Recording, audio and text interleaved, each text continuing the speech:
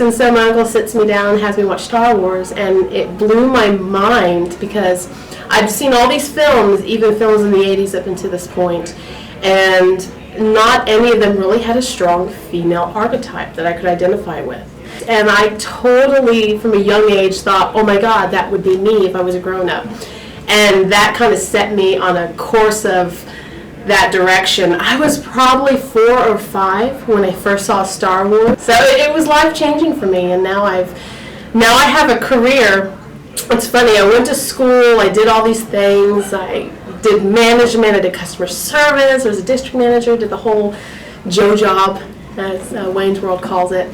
And I was always a cinema person. Like, I loved film. I loved talking about film and just sharing that art form with people, because film is just a different way of taking in some really cool art. Now I host my own radio show called Jedi Goddess Presents, because I was very fortunate enough to get involved with a local art organization in Dallas called Art Love Magic. And when I became connected with that group and really started becoming a part of that community is when I really started blossoming and have my artistic side come back out. But it's fun because you're so passionate about one thing, and it helps to anchor the next. So I was pretty excited. So I guess for my younger self, I would say just keep going, keep being strong, follow your passion. Even if you only have an hour a night to give to it, keep that hour in your life, make that a priority, because you never know what the future holds and what path it's going to lay out for you. So, at 40 years old, speaking now to my 13-year-old self, I would like to say that time that you go take a bunch of wine out of Mr. Westcoat's refrigerator and go into the woods with Nathan and drink it, and then go back to the refrigerator and drink more, and eventually end up in the hospital getting your stomach pumped the very first time you ever tasted alcohol, you might want to go ahead and take pause right then and think, you might have a problem.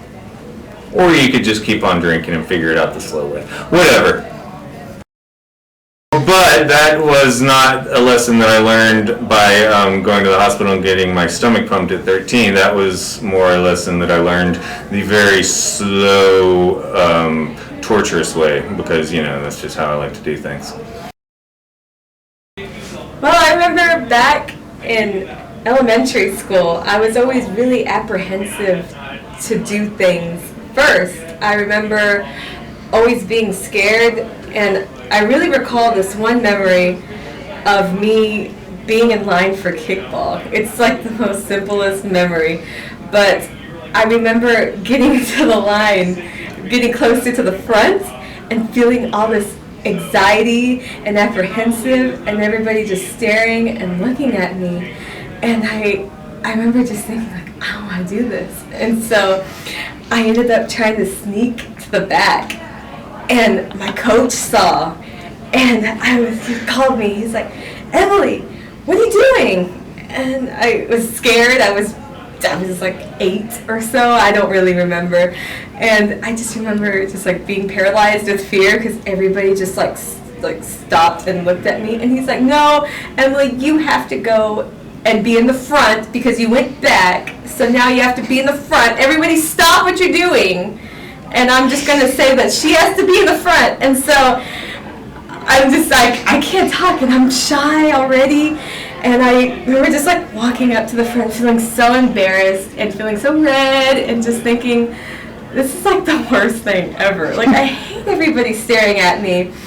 Now that I've come to realize, maybe like now I'm 23, I'm about to be 23. And what I would say to my younger self is that it's okay to be the center of attention. I've learned that I talk a lot, and I've also learned that it's okay for others to like look at you. There are times in life where you feel scared and nervous to have people look at you, but that's the only way people will pay attention to you. And there'll be times where you kick the ball out of bounds and you look silly in front of everybody, and there'll be times when you actually kick the ball and it goes all the way out. And so If that's what I would say to my younger self. If there's anything I could tell my younger self, it would have been to take more opportunities to explore. Take the time to really figure out what it is that you want. And just run with it. Looking back at everything, I'm 37 years old, and in 20 years I have learned that you're not going to be happy living somebody else's dream or living what somebody else wants for you.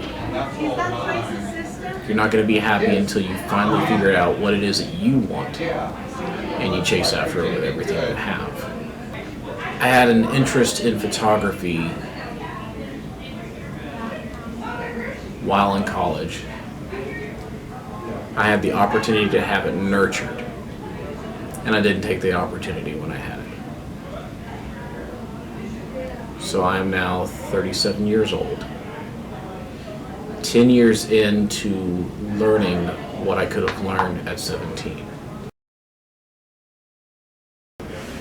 Warren Gabriel.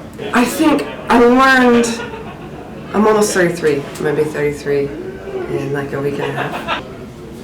And I've learned a few important life lessons. The first kind of eye-opening awareness I had late 20s, real late 20s, almost 30. It's okay to not be liked by everyone. People pleasing is, but that awareness of, right, it's okay to not be liked by everyone. That was a really eye-opening experience, just internalizing this message. I don't need everyone to like me. It's okay if people don't like me. In fact, it's probably good if people don't like me. I knew this when I was a child. I knew this when I was a teenager. And I forgot it when I was an adult. And relearning that, it opens up everything to let go of worrying what other people think about you. And I think about one of my favorite quotes is Winston Churchill. You have enemies? Good. It means you've stood up for something at some point in your life. I read some really powerful words around the same time frame that I came to this realization in a book, Codependent No More. I can't remember the author right now. It's somewhere on my phone. This one 3-word phrase completely shifted my whole paradigm. It's 4 words. It's okay to be happy. That book was given to me by my longtime intimate partner who committed suicide a year after that. And it was that experience tied in with all of these other life realizations I've come to, that life is just too short to give any F's what other people think. Or any F's at all. Like, if you want to do it, do it. I think that's it.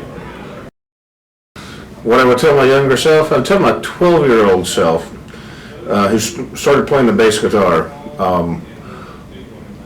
don't ever put it down. I had an opportunity when I was younger. I could have, if I had worked hard enough at it, maybe I could have done something. Right now I'm in a band, an amateur band, and it's fun, but it's too late. I really should have worked a lot harder at the music when I was younger. So that's what I would tell myself. Funk, punk, blues, rock and roll, jazz. We're kind of a mixture of things, and I didn't know how much I loved it until I was probably in my 40s, but playing it. But if I had known that when I was in my 20s or in my teens, I would have probably worked at it a lot harder to see if there was something I could have done professionally with it. Right? It's my creative outlet, and I enjoy it, and but doesn't pay the bills. I never did that because in my family it was never even an option. You know, to you know, you want to pursue music instead of going to college? No. You can do both, but you have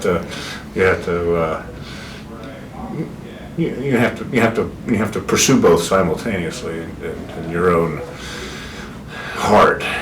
So can I go now?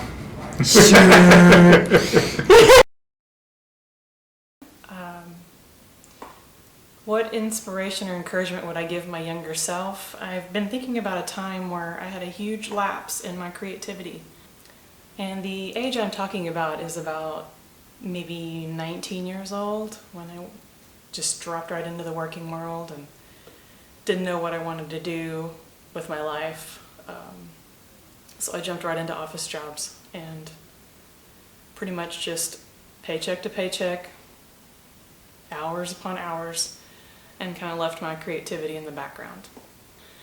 I would have probably told myself after dropping out of college to keep pursuing creative outlets, because in that time of transition and travel I lost a lot of that passion, or the gift was still there but I didn't access it. So I would tell my younger self to keep pursuing that in whatever avenue that was, and be it the photography or creative drawing or just going to new classes. But there was a time in my life that it was just kind of like a back burner, and I would tell myself to keep going forward and jump back into it. So I hope that helps you.